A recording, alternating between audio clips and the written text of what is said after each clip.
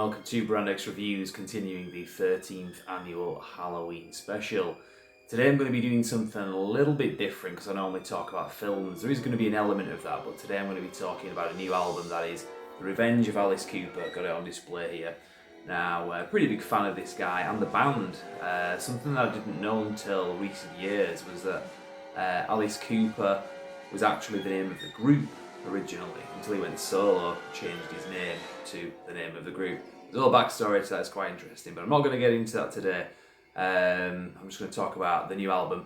But first, I'm going to talk a little bit about my thoughts on Alice Cooper, the singer, and just a little bit of relevance in terms of why we think this fits in with the Halloween special. Now, one thing I will say, if you've not checked this guy out, check him out from start to finish, pretty much from his first album consistently through to this one. He's had a standard of excellence. He's never stayed exactly the same. He's always adapted. I mean, it's obviously rock music, but the way that it fits in with the tone of the kind of music that's out in the era that it's released is kind of consistent, but not too derivative, if you know what I mean. So if you're listening to his music from the early 2000s, similar to Ozzy Osbourne, his music does fit in with that era, but it's not derivative from it or of it. Sounds a bit weird kind of thing to say, but point is anyway, this is a new album. A lot of people are thinking, well, is this guy and the group especially still even able to put something good together? Well, I'm going to get into that here today. No more, Mr. Nice Guy. I'm sick.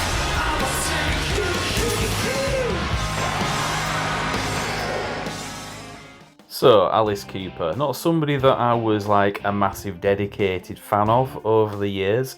Don't get me wrong, I've really enjoyed a lot of his work, whether it was appearances in movies such as ones that we've talked about before in the Halloween specials like Prince of Darkness, and also Wayne's World. Got to remember that appearance, that was a classic. But obviously I've liked a lot of his songs like School's Out and Poison. I think my earliest memory of Alice Cooper actually having anything of his on any format, a bit of a weird one, it's on the X-Files soundtrack, Songs in the Key of X. I seem to remember he had did a track on there. I think he was a big fan of the show. But part of the reason why I'm kind of mentioning him and this new album in the context of this Halloween special, to me he's always somebody that I've kind of associated with the horror franchise, especially 1980s horror. Definitely has its links to kind of hair metal.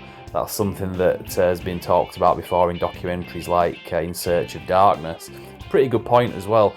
And obviously he did, was it He's Back, the Man Behind the Mask, I think the song was called, from one of the Friday the 13th movies. So again, he's just somebody that kind of, and obviously look at him as well, his appearance, just somebody that you always kind of associate with like horror stuff. But he's a nice guy as well, so you've got this kind of dichotomy there as well. Interesting person anyway. John Carpenter and I were good friends. And I said, I want to come down and watch you do some of the filming. And he says, okay, yeah, just come on down. I put Alice in Prince of Darkness basically because he showed up. I said, oh, here, get in here. And he says, you know that thing you do with a mic stand where you stick it through the guy on stage and it comes out the other end? And could we do that with a bicycle through this guy? And I went, sure. Next thing I know, now I'm in the movie.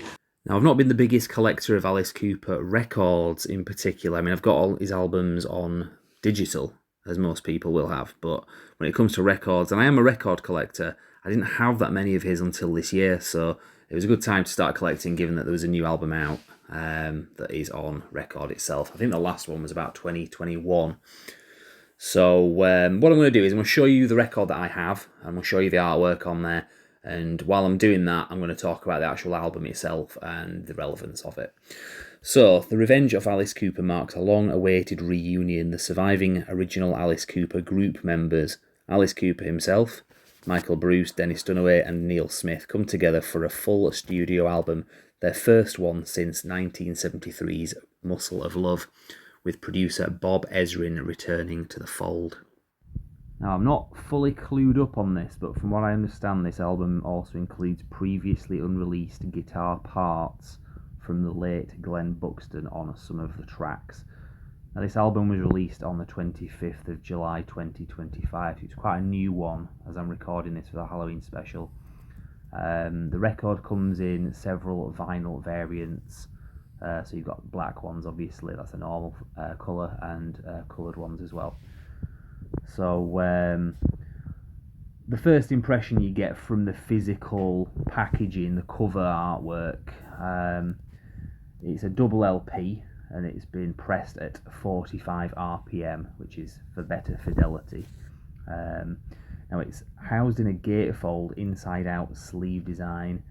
The artwork leans heavily into classic horror, shock rock aesthetics, and a visual motif associated with Alice Cooper's image, which gives the vinyl a strong object appeal beyond just audio.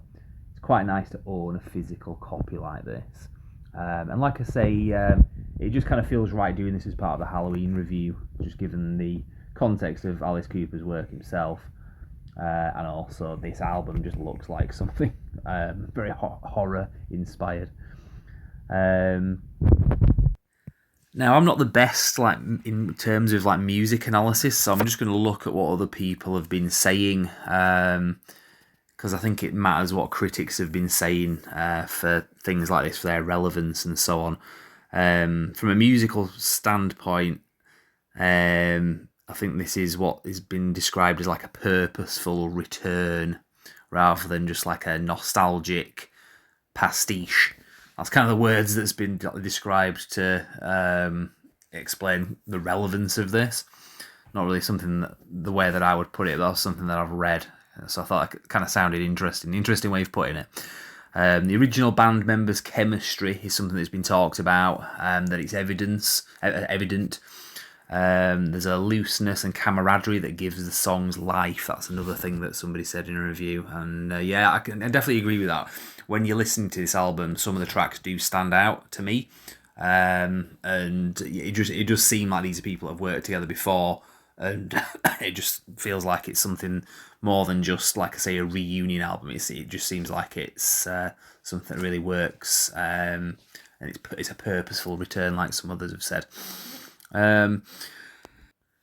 Another interesting point that some people have made is the variety and surprise that you get on this album. That's definitely true. As one person saying, the album never stays in one lane. You get straight rockers, bluesy excursions, cabaret-ish detours, and emotional lighters in the air moments. Definitely true that. This album, not every song sounds the same, and it doesn't sound churned out. So definitely check it out for that as well, because I thought that was quite interesting to listen to. Some of the tracks, they switch about basically. And some of the criticisms, some people have said that some of the songs sound a bit derivative, attempting to recapture the original Alice Cooper vibe. There's moments that border on echoing earlier material a bit too closely. That's something that some people have said. I think I know what they mean. I can't quite put my finger on it. I can't name which tracks they are in particular, but I remember when I was listening to that, I did kind of think that. I didn't think of it as a bad thing, but some people have kind of said it as a criticism. So I'll just wrap this up. Obviously, I'm talking about the actual record itself as well. So I would say that if you're a fan of Alice Cooper, the shock rock, or just good old-fashioned guitar-based hard rock, the record version of this album is a strong recommendation. It's full-blooded, well-produced, emotionally satisfying, and a great return, treated with respect. And to have it in a physical format, I think, is something that really just marks the occasion. So definite strong recommend, and I hope you check this out because it's worth picking up. So I'll leave it there. Well, I hope you've been enjoying this year's 13th annual Brand X Reviews Halloween special. I wanted to give you something a little bit different with a record review, but also covering vinyl. That's something that we've covered a bit of on this channel before. So as always, a video gets posted every night leading up to Halloween night itself. So we'll see you tomorrow night.